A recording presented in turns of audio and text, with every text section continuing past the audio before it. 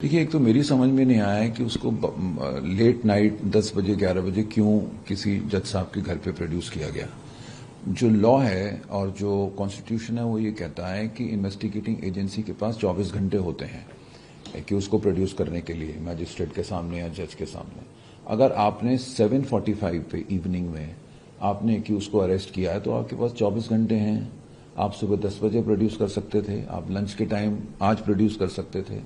मैं नहीं समझता कि कोई रिक्वायरमेंट थी कि आप लेट नाइट किसी जज साहब के घर जाकर उनको प्रोड्यूस करें, क्योंकि आपके पास टाइम बहुत था। कई केसेस में होता है जहां 24 घंटे एक्सपायर हो रहे होते हैं। अगर 24 घंटे एक्सपायर हो रहे होते हैं तो फिर इन्वेस्टिगेटिंग एजेंसी के पास एक प्रॉब्लम होती है कि 24 घंटे वायलेट कर देंगे तो एक्यूज को कहीं बेनिफिट मिल जाएगा। उन केसेस में तो हम समझ सकते हैं कि आप लेट नाइट घर जा रहे हैं, बट ऐसे केस में जहां आपके पास पूरे 24 घंटे हैं और आप जज साहब के घर जा रहे हो, मैं समझता हूं कहीं ना कहीं ऐसी एक्सरसाइज को थोड़ा सा इनको आगे से नहीं करना चाहिए, थोड़ा गलत है। जब आप लेट नाइट करते हैं और घर में जाके करते हैं तो एक there is a suspicion which is created in the entire process. At the end of the day हम तो रूल ऑफ लॉ को फॉलो करते हैं। रूल ऑफ लॉ कहता है कि आप सनसेट के बाद अरेस्ट नहीं किए और आप कोर्ट में आप प्रॉपर टाइम जो उसमें प्रोड्यूस करिए। तो मैं समझता हूं यहां कहीं ना कहीं ईडी की जो ये सारी एक्सरसाइज है वो मैं समझता हूं कि गलत थी।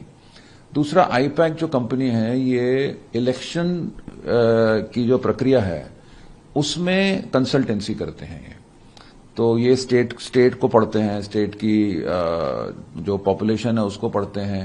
ये सारे एक्सपर्ट लोग हैं, प्रोफेशनल्स हैं और हर पॉलिटिकल पार्टी को ये कंसल्टेंसी देते हैं। ऐसा नहीं है कि किसी पर्टिकुलर आइडियोलॉजी को फॉलो करते हैं।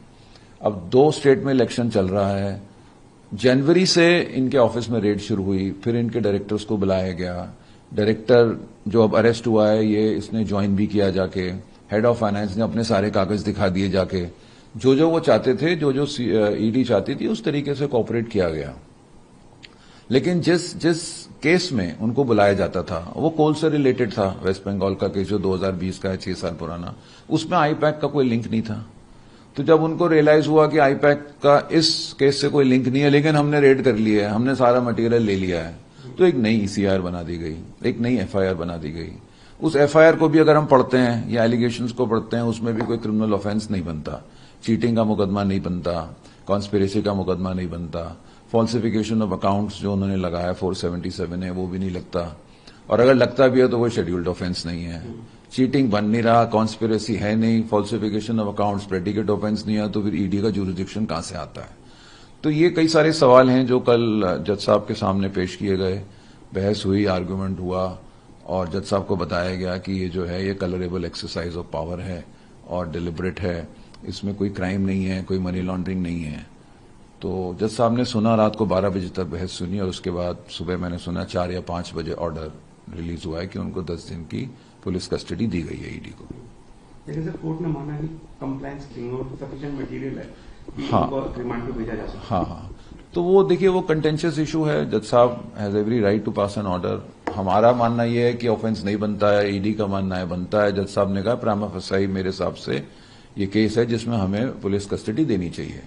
जो कंप्लायंसेज हैं वो तो कॉन्स्टिट्यूशनल कंप्लायंसेज होते हैं कि आपने ग्राउंड्स ऑफ अरेस्ट दे दिया है नहीं दे दिए, या रीजन टू बिलीव दिया है नहीं दिया है, फैमिली को इन्फॉर्म किया है नहीं किया है, मेडिकल कराया नहीं कराया, उसमें वो तो अब कंप्लायंस आजकल करती है ईडी, क्योंकि जब सुप्रीम कोर्ट के जजमेंट आ गए हैं तो वहां पे नॉन कंप्लायंस नहीं होता है। बट रीजन टू बिलीव और ग्राउंड्स ऑफ अरेस्ट देने का मतलब ये नहीं है कि वो reason to believe actual reason to believe बन जाता है, या ग्राउंड्स ऑफ अरेस्ट भी जेन्युइन ग्राउंड्स ऑफ अरेस्ट है। एक रीजन ये है कि जैसे जो एलिगेशन लगाए कि आप आधा कैश और आधा चेक लिया आपने एक ट्रांजैक्शन में, और जब डायरेक्टर का स्टेटमेंट रिकॉर्ड हुआ तो डायरेक्टर ने कहा नहीं जी ऐसा नहीं है, हमने नहीं लिया। तो डायरेक्टर का वर्जन आ गया कि हमने कैश में रिसीट नहीं ली। तो इस डायरेक्टर के डिनायल को कहते हैं ये फॉल्स स्टेटमेंट है। तो ईडी ने कहा हमें इसलिए अरेस्ट करना है कि ये फॉल्स स्टेटमेंट दे रहे हैं। फॉल्स स्टेटमेंट मतलब कि आप ईडी के एक्सप्लेनेशन को नहीं मान रहे। ईडी कहती है आपने 50% लिया तो आप कहो 50% लिया। अगर मैं कहता हूं 50% लिया तो मैं झूठ नहीं बोल रहा, मैं डिनाई करता हूं तो मैं झूठ बोल रहा हूं।